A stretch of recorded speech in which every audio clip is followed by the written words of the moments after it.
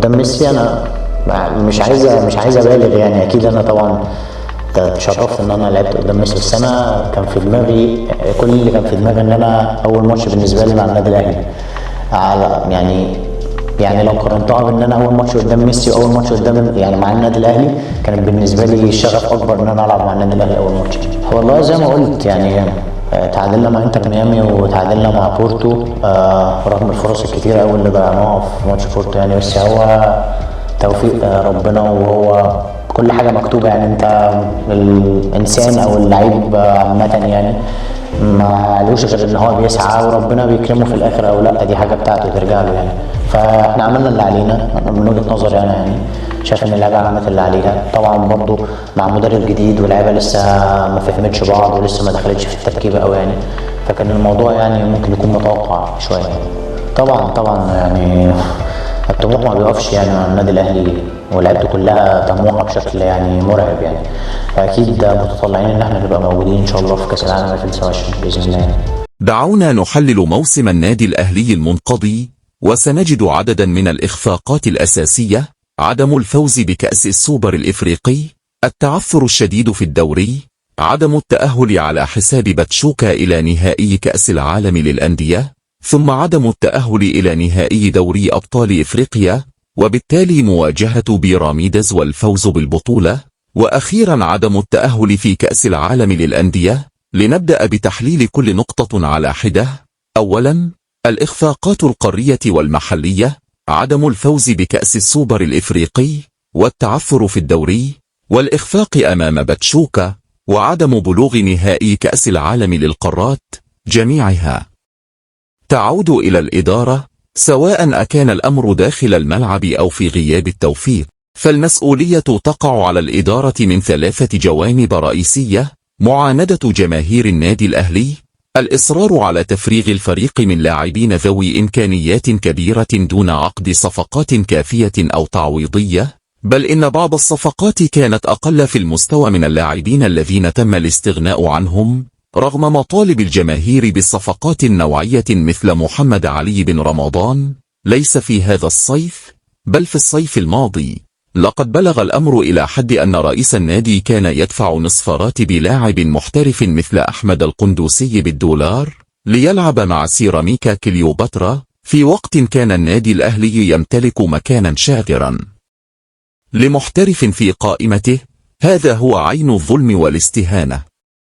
قصور في تقييم المدير الفني، خسارة السوبر الإفريقي في الموسم الماضي أمام الزمالك، والتعثر في الدوري كانت نسخة مكررة مما حدث في الموسم السابق أمام اتحاد العاصمة الجزائري في السوبر. مع بدايات متعثرة في الدوري لم يتغير شيء، وكان يجب على الإدارة أن تدرك أن هذا المدرب لا يليق بقيادة الفريق. مدرب يبدأ الموسم بعد فترة إعداد مع الفريق ويحقق تلك النتائج الضعيفة لا يستحق فرصة لموسم جديد. ورأينا بعد ذلك غياب التوفيق أمام باتشوكا، خاصة في ركلات الترجيح، والتي كانت تحتاج إلى ضربة واحدة فقط لتحقيق الهدف. المنشود: الإصرار على لاعبين أقل من مستوى الأهلي مثل عمر كمال عبد الواحد وخالد عبد الفتاح، الذين لا يملكون الشخصية أو المستوى الفني الذي يناسب النادي الأهلي. ثانيا، دوري أبطال إفريقيا وكأس العالم للأندية: خرج الأهلي من نصف نهائي دوري أبطال إفريقيا بقاعدة الهدف الاعتباري، حيث تعادل في جنوب إفريقيا دون أهداف، وتعادل في القاهرة بهدف لكل فريق. في جنوب إفريقيا تسديدة رأسية من جراديشر كانت هدفا مؤكدا بنسبة 100%، لكنها اصطدمت بالقائم وانتهت المباراة بالتعادل السلبي بدلا من فوز مستحق. أما في القاهرة فتقدم الأهلي بهدف، ولكن سون دواوينز لم يتمكن من التسجيل إلا عبر كرة طائشة اصطدمت خطأ بمدافع الأهلي ياسر إبراهيم. غياب التوفيق كان واضحا، بالإضافة إلى سوء إدارة من المدرب الذي تراجع بالفريق بشكل غير مبرر بعد التقدم، مما أدى إلى ضغط أدى إلى الهدف. ثالثا، الأداء في كأس العالم للأندية: الجميع يتحدث عن الهلال السعودي الذي تأهل إلى دور الثمانية وحصل على 34 مليون دولار، لكن الحقيقة التي يجب أن يعرفها الجميع أن الأهلي أمام انتر ميامي لم يكن من المنطقي أن يخسر، حيث أهدر كماً هائلاً من الفرص، وكانت السيطرة التكتيكية واضحة لصالحه، ما كان كفيلاً بتحقيق الفوز. كذلك في مباراة بورتو البرتغالي، بغض النظر عن لقاء بالميراس، فإن الأهلي كان قادراً على حصد 6 نقاط ليتصدر المجموعة ويتأهل إلى دور 16، حيث كان سيواجه بوتافوغو البرازيلي وهو فريق في المتناول، وبالتالي كان يمكن للأهلي أن يصل إلى دور 8 بدلاً من الاصطدام المبكر بباريس سان جيرمان. رابعاً، أسباب غياب التوفيق. التوفيق لم يكن غائباً هكذا عبثاً، كما قال سيد عبد الحفيظ: علينا أن نبحث في أسبابه. من أبرز الأسباب التعاقد مع مدرب جديد قبل البطولة بأسبوعين، وصفقات متأخرة جدا في وقت كان من المفترض أن يتم التحضير لهذه البطولة منذ مواسم. تصرفات الإدارة التي تكررت فيها الأخطاء وتراكم فيها التقصير ما أدى إلى نتائج كارثية.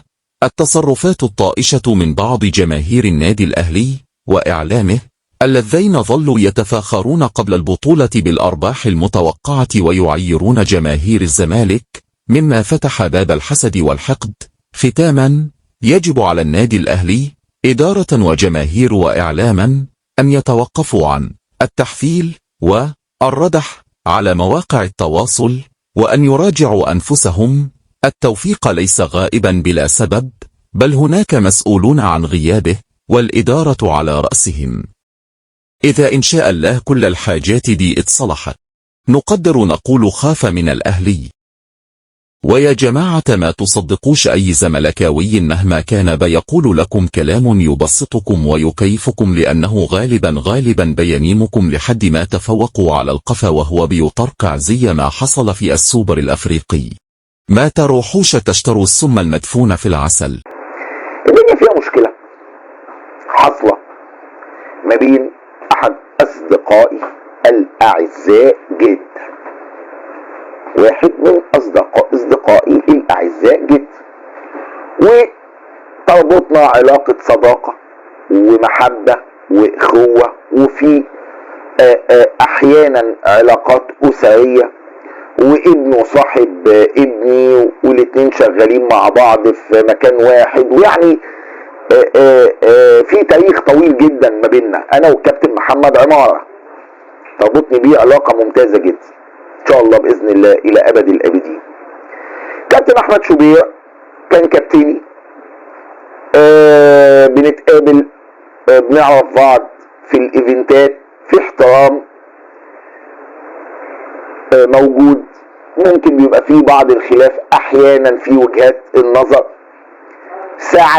ساعات بعض المعارك في او مش معارك، يعني بعض وجهات النظر كده اللي بتبقى مختلفة، تاخد شكل ضحك مرة، تاخد شكل تلقيح مرة، تاخد شكل كيد مرة، يعني الحاجات اللي بتحصل يعني اللي انتوا عارفينها، يعني ما بين الاعلاميين وبعض، وما بين الزمايل وبعض والى اخره. يعني مش ده موضوعنا، بس انا بفهمك وبقول لك العلاقة ما بيني وما بين محمد عمارة ايه، والعلاقة ما بيني وما بين الكابتن احمد شوبير ايه. بفهمك العلاقة ما بينهم هما الاتنين بتاعت انا بيهم ليه، عشان هما الاتنين في مشكلة ما بينهم دلوقتي. فلما واحد يبقى قريب منهم قوي كده ويقول لك على المشكلة اصلها وفصلها واولها واخرها، تبقى فاهم الحق فين والحقيقة فين. محمد عمارة من نجوم النادي الاهلي اللي ملوش حظ كبير في الاهلي، من ناحية التواجد، من ناحية الشغل، من ناحية المركز، من ناحية ان الناس بتفكر فيه وهكذا. كان له بعض الاراء الانتخابية والوقفات الانتخابية اللي ما عجبتش البعض، اهمها وقفته مع السيد المحترم محمود طاهر. انا بجيب لك التاريخ عشان تبقى فاهم اللي حاصل ده سببه ايه، ماشي؟ حقه يقف مع محمود طاهر، التاني يقف مع الخطيب، مجدي عبد الغني مش عارف يقف مع مين، ده يقف مع مين، عادي يعني. من المفترض دي انتخابات، يعني كل واحد له حر في رأيه. بس اللي ما بيبقاش عادي ايه بقى؟ توابع ما بعد الوقفة وتوابع ما بعد الموقف. النفوس بقى بتبقى شايلة، يقول لك ده معارضة، يقول لك مش عارف ايه، لا ده مش مننا، لا ده مش جروبنا، مش حزبنا، مش جبهتنا، واتيفر عين كده. المهم عمارة بيبقى له بعض الآراء الفنية البحتة اللي ملوش فيها حسابات.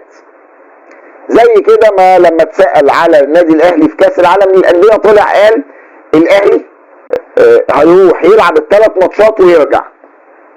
على فكرة مش محمد عمارة بس اللي قال كده، ده في ناس كتير جدا قالت كده. بس ليه بقى عمارة ابن النادي الأهلي اللي لعب في النادي الأهلي اللي يطلع في كده في الإعلام؟ فالكابتن أحمد شوبير متطوعا بصفته إنه أصبح عنتر شايل سيفه بتاع النادي الأهلي وإعلام النادي الأهلي، وبيشتغل في قناة النادي الأهلي في حاجات تحصل في اوضه اللبس. عمارة علشان هو الموقف دوت معاه تمام، فبيقول وجهة نظره بلا خطوط حمراء يعني. انما اللي شغال في الاهلي اللي بيقول لو عنده المعلومه ممكن ما يقولهاش خالص، لو عنده معلومه تخص اوضه اللبس ممكن ما يقولهاش خالص، وممكن يقولها بشكل تجميلي كنوع من انواع الوقفه. هو كل واحد وفكره. فالمهم الكابتن احمد شوبير ما عجبوش هذا الكلام، فقرر ان هو يطلع يرد على عمارة. فعمارة بعت للكابتن احمد شوبير مسج على الواتساب قال له طالما انا ما بجيبش سيرتك ما تجيبش سيرتي.